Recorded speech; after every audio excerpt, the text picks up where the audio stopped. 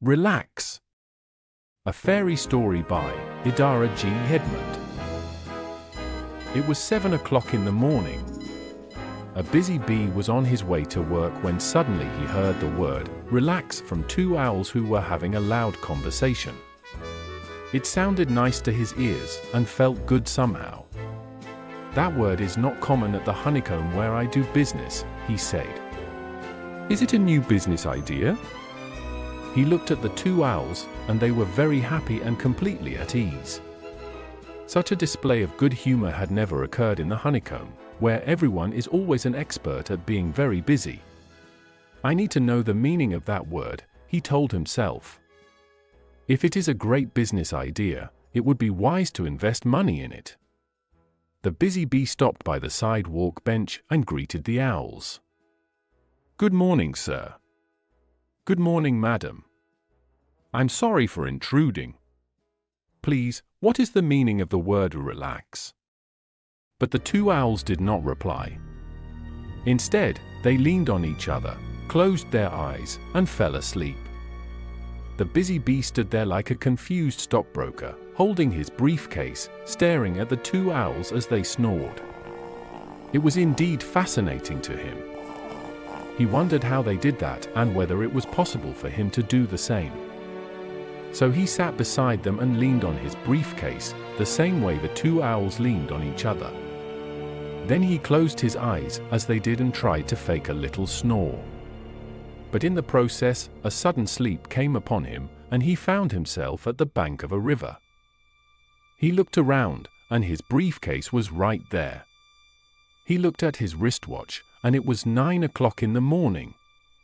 Oh my gosh, he sighed. I should be in the office by now. As he hurried away with his briefcase, he noticed that the two owls were there on the bank of the same river. This time too, they were having a loud conversation, laughing in such a silly manner. And in their loud chat, the busy bee once again heard the word relax, and it caught his attention. He stopped by to say hello and to find out the meaning of that exciting word, which sounded like a great business idea. But as soon as he greeted them, the two owls dived into the river and laughed even louder as the river carried them away. That sure feels good, said the busy bee. I have to try that too. Without a second thought, he dived into the river, and as the current swept him along, he realized he had left his briefcase behind.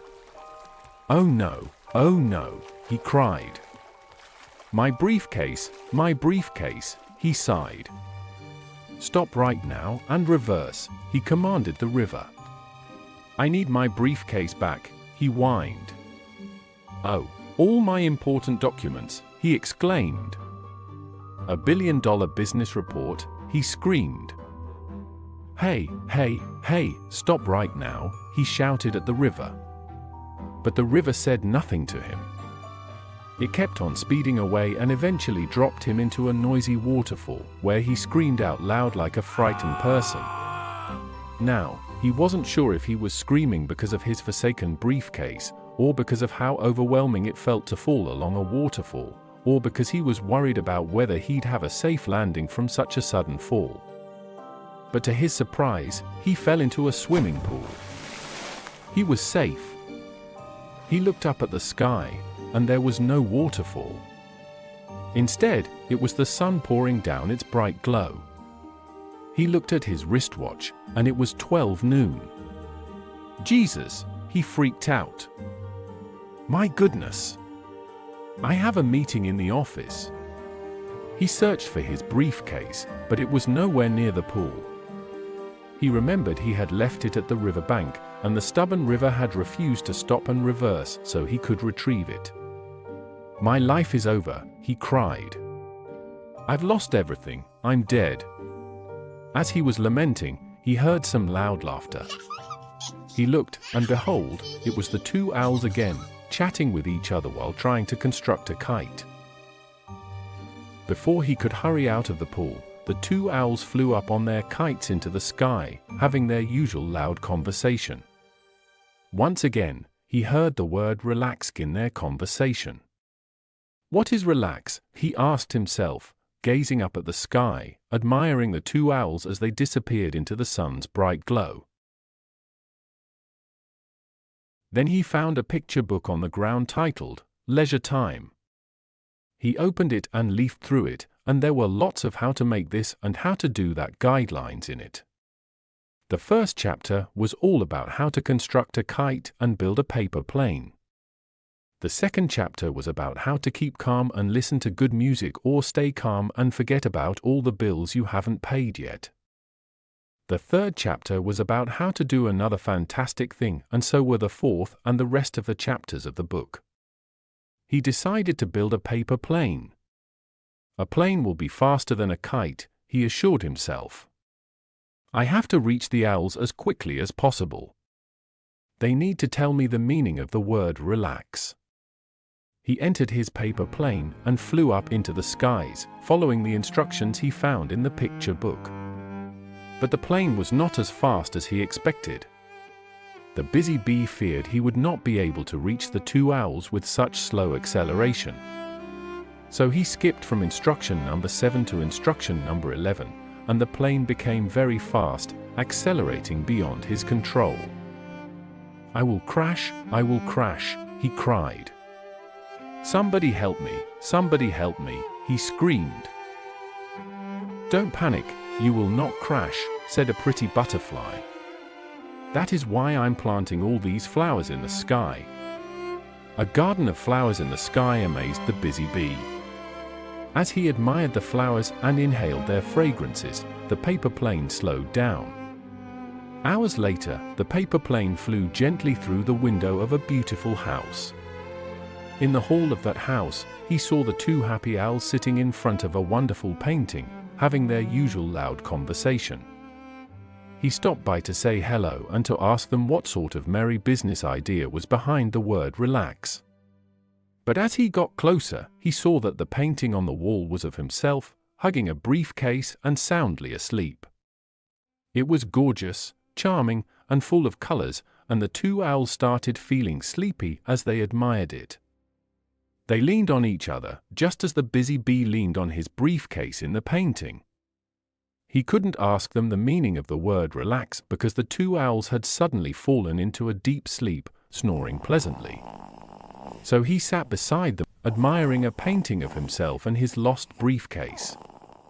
Oh, my briefcase, said the busy bee. Oranges and mangoes won't taste good anymore until we meet again face to face. And I'll crucify the word romantic if you don't feel pampered by the fact that I'm thinking of you and missing you somehow. He closed his eyes and hugged an imaginary briefcase, trying to snore like the owls beside him. A sudden sleep came over him in the art gallery, and he found himself again sitting on a sidewalk bench in the busy street of a busy town. He was surrounded by a crowd of neighbors who were busy taking pictures and selfies with him, amazed to see a busy bee sleeping on a sidewalk bench of a busy street since morning. He yawned and looked at his wristwatch, and it was 8 p.m. He searched around him, and his briefcase was there beside him. He was still in his suit, shoes, and tie, just as he was at sunrise on his way to work. But the two owls weren't there. Perhaps, as night was drawing near, they flew away to have more leisure time and loud conversations among the stars. His clients and associates came forward through the crowd and gave him a hug. We saw you in the news, they said. Sorry, we would have been here earlier, but you know, the traffic in this town, it's a nightmare. What happened to you, and why have you been sleeping on the roadside since morning? Relax, the busy bee replied. How do you mean? A crowd of neighbors asked him. What is that word? Asked his fellow busy bees. Close your eyes, he replied. Make sure you have someone to lean on, and then start snoring. They were amused because closing one's eyes and snoring seemed a primitive way of life, not modern at all for the smart citizens of a scientific busy town. But in order to investigate what had truly happened to the busy bee, they did as he instructed.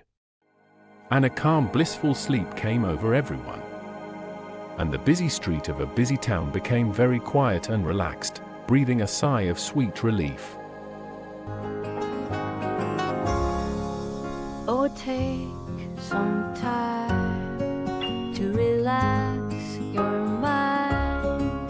For peace of mind is a mental wine. You are your pet. Enjoy your days. Don't decorate your life with stress. Dreams are hers, they're good indeed. Please go to bed and fall asleep.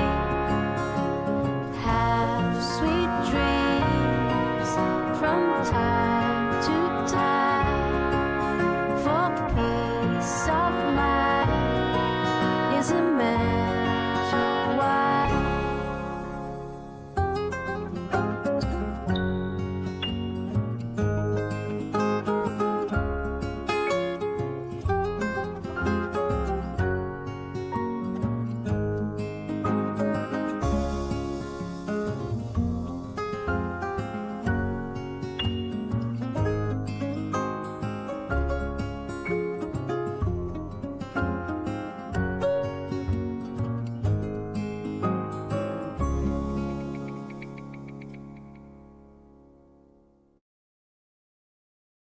Please subscribe.